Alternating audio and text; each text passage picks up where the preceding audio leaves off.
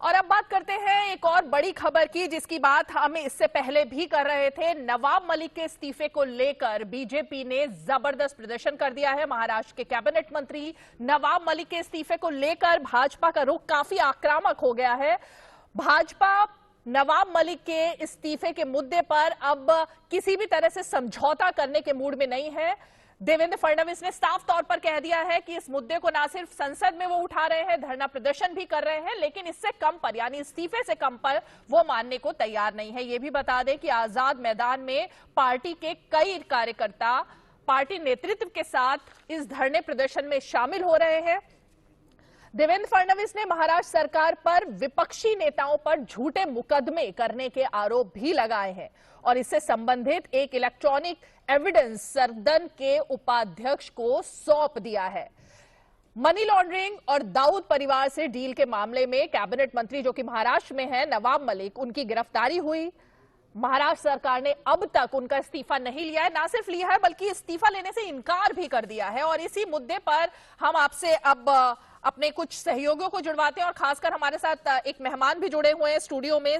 भाजपा के जो प्रवक्ता हैं वो भी हमारे साथ जुड़े हुए हैं, लेकिन पहले हम अपने संवाददाता योगेश के पास लिए चलते हैं आपको, और उसके बाद जो राजीव पांडे जी हैं बीजेपी के प्रवक्ता जो हमारे साथ जुड़े हुए हैं उनके पास भी आएंगे, और हमारे साथ एनसीपी की तरफ से महेश चौहान जी भी मौजूद हैं। इन दोनों से बात करेंगे। एक छोटा सा रिएक्शन पहले हम अपने संवाददाता से ले लेते हैं।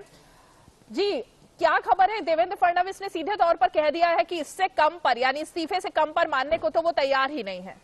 क्या माहौल है?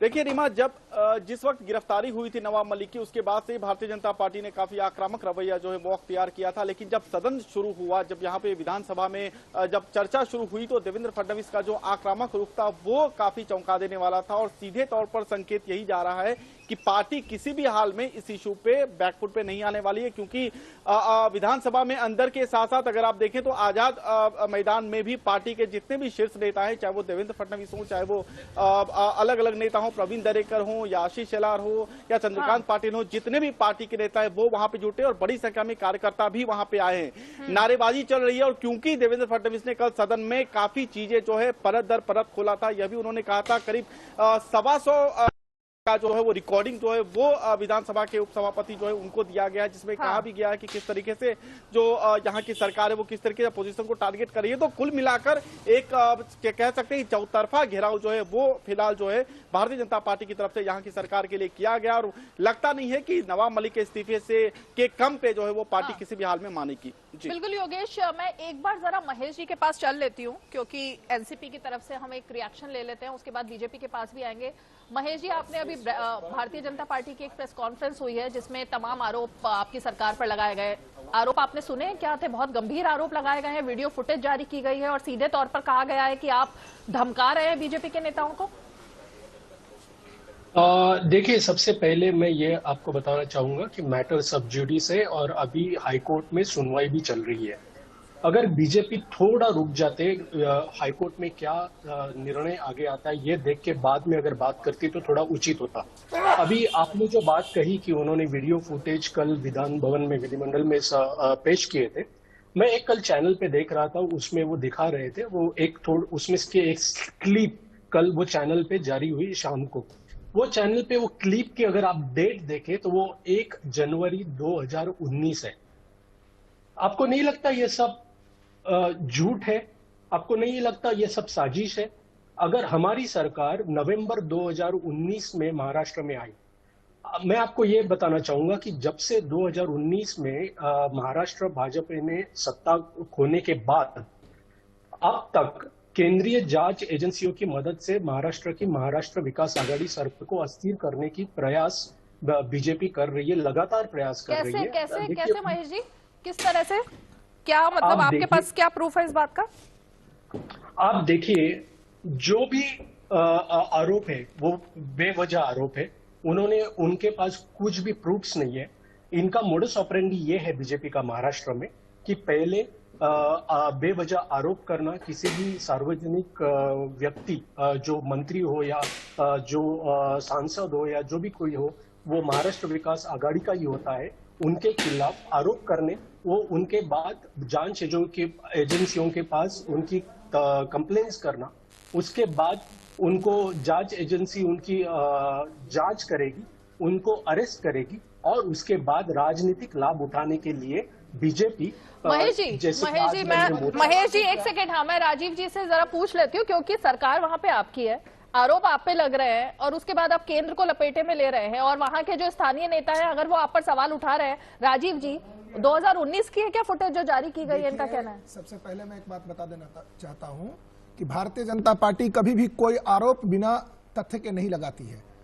ये जो फुटेज है ये आपको उपाध्यक्ष जी को दिया गया है, विधानसभा में आप हैं, आपकी सरकार है, आप इसको इन्वेस्टिगेट कराइए, नहीं तो सीबीआई का इन्वेस्टिगेशन होगा। बीच में मत बोलिए, आपने 3-4 बातें, आप इतना झूठ बोल रहे हैं इस चैनल पर। आपने कहा कि पहले हाईकोर्ट की सुनवाई, अभी तक तो ये मैटर सब जुडिस हुआ ही नहीं है। भारतीय जनता पार्टी ये मांग करती है कि इस मैटर का इन्वेस्टिगेशन हो चाहिए, यह पहला भाग है। दूसरा भाग, महाराष्ट्र की जनता ये पूछेगी आपकी सरकार से कि एक व्यक्ति जिसको बेल नहीं मिला है, जेल में है, सिविल सर्विस रूल्स कहता है कि अगर 48 घंटे तक कोई भी सरकारी अधिकारी जेल के अंदर बंद हो तो उसी वक्त उसको सस्पेंड किया जाता है। आपकी ऐसी सरकार है जो पिछले वो 25 दिन से जेल में है, आप उसको कैबिनेट मिनिस्टर बना के रखे हुए हैं। आपको मुबारक हो, लेकिन हम लोग तब तक लड़ेंगे जब तक कोई इस्तीफा नहीं दे। तीसरी बात, नहीं एक मिनट रुक जाइए, आप इतना समय से बिठा रहे हैं, पहले बोलने तो दीजिए। तीसरी बात मैं बताता हूं, एक देशमुख जी है जो आपके एक्स होम मिनिस्टर है, क्या हुआ उनका? आप कह रहे थे उनके खिलाफ कोई सबूत नहीं है, कितना झूठ बोल रहे हैं आप। अगर सबूत नहीं है तो आप हाईकोर्ट को गाली दे रहे हैं क्या? सबूत नहीं है तो बेल क्यों रिजेक्ट हो रहा है? और क्यों ईडी की कस्टडी हुई पूरी 14 दिन की? देखिए, सबको, जो भी व्यक्ति इस देश के गरीब का, जनता का पैसा लूटेगा उसको जेल जाना पड़ेगा, चाहे वो देशमुख हो या दाऊद इब्राहिम से संबंध रखने वाले नवाब मलिक हो। और मैं एक बात और बता देता हूं, आप चाहे जितनी कोशिश कर लीजिए, आपने यही कोशिश की थी देशमुख के भी केस में, फाइनली क्या हुआ? सुप्रीम कोर्ट ने रिजेक्ट कर दिया बेल, फाइनली वो जेल चले गए। इनके साथ भी यही होने वाला है। और आगे इनके, देशमुख जी को तो खाली ईडी का है, इनका तो एनआईए का भी इन्वेस्टिगेशन चल रहा है कि इनके क्या संबंध है दाऊद के रिलेटिव से प्लॉट खरीद लेना। ठीक है राजीव जी, ये मुद्दा तो आप जो उठा रहे हैं, जेल में तो वो ऑलरेडी है ही, तो जेल में जाने का मुद्दा कहां से उठ जाता है। बट एनीवेज, महेश जी, इस्तीफा क्यों नहीं ले पा रहे हैं आप लोग? क्योंकि अगर बीजेपी या किसी भी सरकार के में ये सब हुआ होता तो सबसे पहले आप लोगों का धरना प्रदर्शन शुरू होता, इस्तीफा मांगने की राजनीति आपकी शुरू होती। अब जब आप पर मामला आया है तो इस्तीफा नहीं लेंगे? देखिए, पहली बात तो मुझे राजीव पांडे जी को जवाब देना चाहूंगा। उन्होंने 2 बातें कही। पहली बात ये कही कि ये मैटर नहीं है, मैं झूठ बोल रहा हूँ। अभी सबको पता है कि ये मैटर सब जुडिस है। नवाब मलिक जी के ऊपर मैं 125 घंटे के फुटेज की बात कर रहा था सर। एक बात अभी मैं आपके बीच में नहीं बोला, 125 घंटे के फुटेज की बात कर रहा था। उनको भी जवाब देने दीजिए अभी आपको, हाँ, आप बीच में मत बोलिए। अभी बोलिए मेरी बात सुनिए अभी आप। हाँ, अभी मैं ये कहना चाहता हूँ कि नवाब मलिक साहब की जो ईडी की केस है वो हाईकोर्ट में चल रही है, अभी हाईकोर्ट में सुनवाई हो रही है।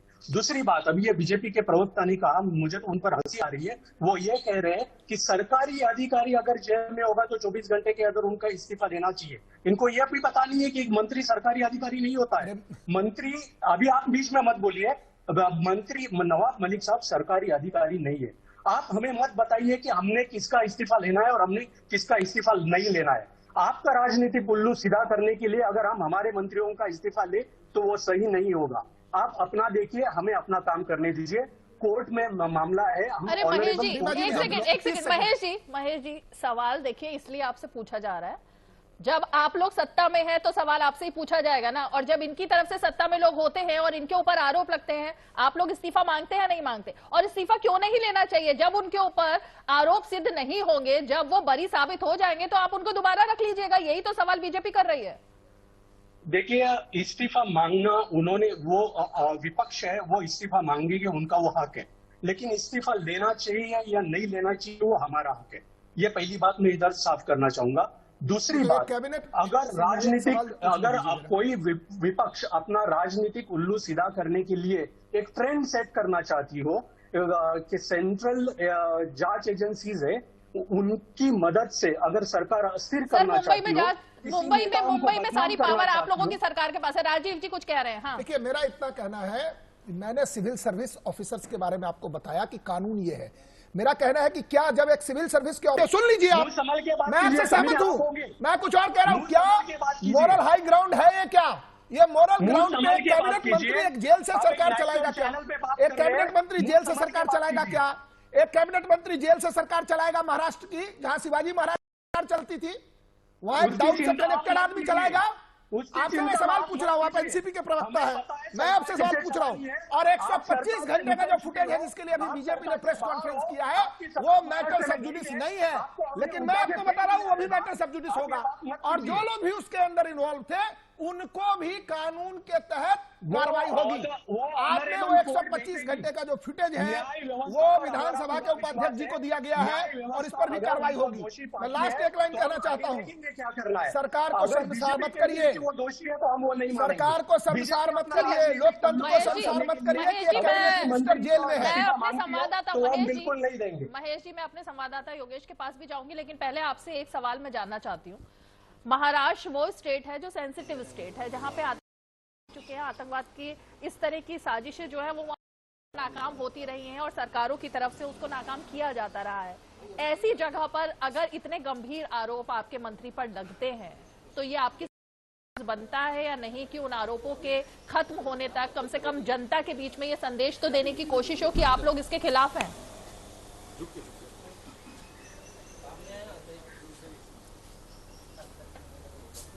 जी महेश जी।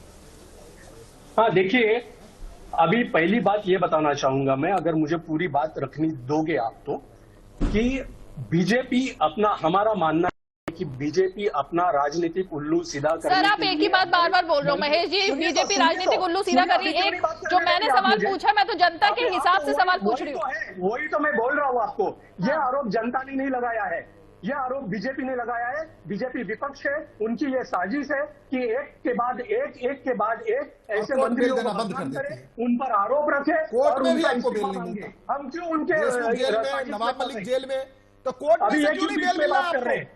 आप कौन को गाली दे रहे हैं इस चैनल पर बैठ करके? जेल में अरे उनको बेल क्यों नहीं मिल रहा आपके देशमुख जी को और नवाब मलिक को? न्याय व्यवस्था पे आपका क्या, बीजेपी का न्याय व्यवस्था पे भरोसा नहीं है? मैं कह रहा हूँ बीजेपी जो आदमी को बेल नहीं मिल रहा उसको आप कबीरा मंत्री बनाएंगे। इस देश की जनता देख रही है कि एक अच्छा व्यक्ति, ठीक है, मैं जरा एक मिनट योगेश के पास, अपने संवाददाता योगेश के पास चलती हूँ। योगेश, जिस तरह के आरोप लग रहे हैं, बीजेपी ने जो प्रेस कॉन्फ्रेंस करके अभी बात बोली, आप मुस्कुरा रहे हैं, आपको काफी इसमें ऐसा लग रहा है कि मतलब बॉलीवुड की कोई पिक्चर जिस तरह से चलती थी ना वहां, उस तरह के आरोप लग रहे हैं, और सरकार पे तो खासकर वैसे ही कुछ आरोप लग रहे हैं।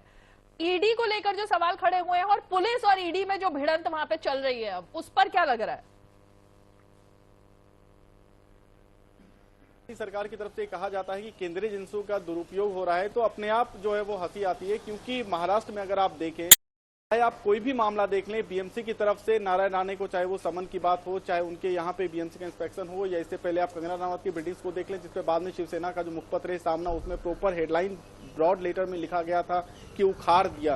तो अगर वो आप देखेंगे तो अपने आप आपको लगेगा कि कितने घने अंतर विरोध से ये पूरी सरकार जो है वो यहाँ पे चल रही है।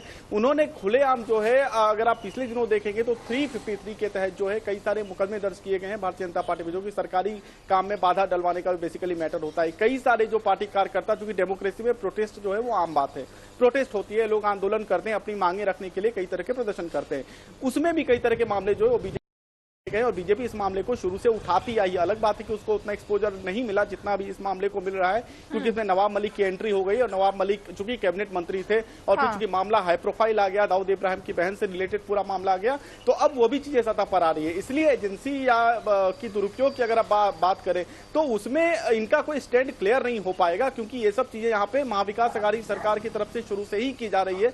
और आपको याद होगा कि इवन जब लता मंगेशकर के बारे में भी जो टिप्पणी जो है वो अनिल देशमुख ने तब किया था, जब एक बार जो है वो कैंपेनिंग के खिलाफ, जो कि देश के विरोध प्रोपेगेंडा चल रहा था, उसमें जो ट्विटर पे उन्होंने एक ट्वीट किया था, उसके खिलाफ तक बात गई थी। तो ये एक दूसरे लेवल की है। इसीलिए फिलहाल जो चीजें हो रही है उसके निश्चित तौर पर देखना दिलचस्प होगा कि अभी कोर्ट में क्या होता है, क्योंकि ईडी जो है अभी ईडी को हाईकोर्ट में भी अपना पक्ष रखना है। Additional solicitor general Anil Singh है, उनको हाईकोर्ट में भी आर्गुमेंट कर रहा है, तो कई सारी चीजें कानूनी फ्रंट पे अभी देखनी बाकी है। चलते चलते राजीव जी, जो आरोप लगा, मैं एक बार आपसे भी पूछ ही लेती हूँ, कौन सा उल्लू सीधा करना चाह रहे हैं आप लोग बीजेपी? क्योंकि लगातार वो एक ही बात बोल रहे हैं कि बीजेपी अपना दुरुपयोग कर रही है एजेंसीज का और उल्लू सीधा करना चाह रही है। देखिए, मेरा एक कहना है, पॉलिटिक्स एक दूसरे पर आरोप लगा सकती है कि मैं उल्लू सीधा करना चाहता हूं। वो अभी उन्होंने योगेश जी ने बताया 2-3 घटनाएं, लेकिन हमने कभी ये नहीं कहा। उसके पीछे कारण है कि जब कंगना रनौत जी पर हमला हुआ उन्होंने लीगली फाइट किया और डिफीट कर दिया।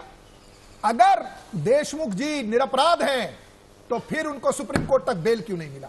नवाब मलिक अगर आतंकियों से समर्थन में, बीच में मत बोलिए, आतंकियों के साथ, दाऊद इब्राहिम के साथ उनके भतीजे उनके सूटर से जमीन खरीदते हैं, टाडा के कन्विक्टेड उस समय चार्जशीटेड थे, उनसे आप जमीन खरीदते हैं। आपका कबीना मंत्री, अरे शिवाजी महाराज और बाला साहब ठाकरे की धरती पर एक कबीना मंत्री है, वो एक टाटा चार्जशीटेड आदमी से जमीन खरीदता है और आप झूठे लोगों को, अरे सोच लीजिए। और मेरा एक ही बात कहना, बीच में मतलब मैं एक ही लास्ट लाइन कह रहा हूं, अगर नवाब मलिक जी निरपराध हैं या देशमुख जी का कोई अपराध नहीं है तो फिर उनको कोर्ट रिलीफ क्यों नहीं दे रही है?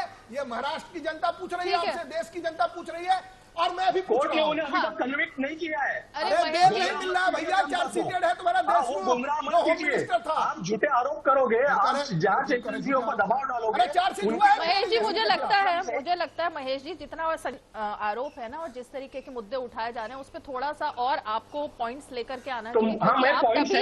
आप लगातार सिर्फ एक ही पॉइंट को जो हाईलाइट कर रहे हैं, थोड़ा सा पॉइंट बाय पॉइंट अगर हम बात कर लेते और आप बता पाते कि सरकार के पास उनके पक्ष में क्या मुद्दे हैं। मुझे 1 मिनट का समय दीजिए। अभी जल्दी से बोलिए, नारायण समय की कमी है। हाँ, आपके संवाददाता ने अभी नारायण राणे जी का नाम दिया। क्या बीजेपी ने नारायण राणे को अरेस्ट होने के बाद या उनके आरोप लगने के बाद, मैं संवाददाता से भी पूछना चाहूंगा, क्या बीजेपी ने उनका इस्तीफा लिया नारायण राणे का? क्या हम लोग ने नारायण राणे का इस्तीफा मांगा? आरोप है नहीं, लेकिन दोनों के आरोप दोनों के आरोप में सर दोनों के आरोप में बहुत फर्क है। केंद्रीय सरकार, केंद्र सरकार दुरुपयोग कर रही है। बीएमसी की नोटिस दोनों को आपने बराबर कर दिया। वो आपको पार्टी के प्रवक्ता कह रहे हैं मुद्दे की सेंसिटिविटी थोड़ी सी मुद्दे की सेंसिटिव है, इसके लिए मैंने बोला और बीएमसी नोटिस बराबर हो गया। वाह, सब ज्यूडिस है। मैंने इसके लिए कहा था कि ये सब ज्यूडिस है, तो उन्होंने कहा कि ये झूठ बोल रहे हैं। अरे 125 आवर्स की जो रिकॉर्डिंग है, मैंने उसके इसकी बात की है। गवर्नमेंट पूरी दुनिया को पता है कि आपका नवाब मलिक जेल में है तो सब जुडिस ही होगा। जब जेल में है तो सब जुडिस ही होगा ना। महेश चव्हाण जी बहुत बहुत शुक्रिया, राजीव जी शुक्रिया, योगेश जी हमारे साथ बातचीत करने के लिए शुक्रिया। इतना ज्यादा अहम मुद्दा है और उस पर जिस तरह से आरोप लग रहे हैं बीजेपी की तरफ से और जिस तरह का ये मुद्दा बन गया है, लगता है अभी और तूल पकड़ेगा और जब तक कि इस्तीफा नहीं होता है, बीजेपी ने तो साफ ऐलान कर दिया है कि वो मानने वाली नहीं है।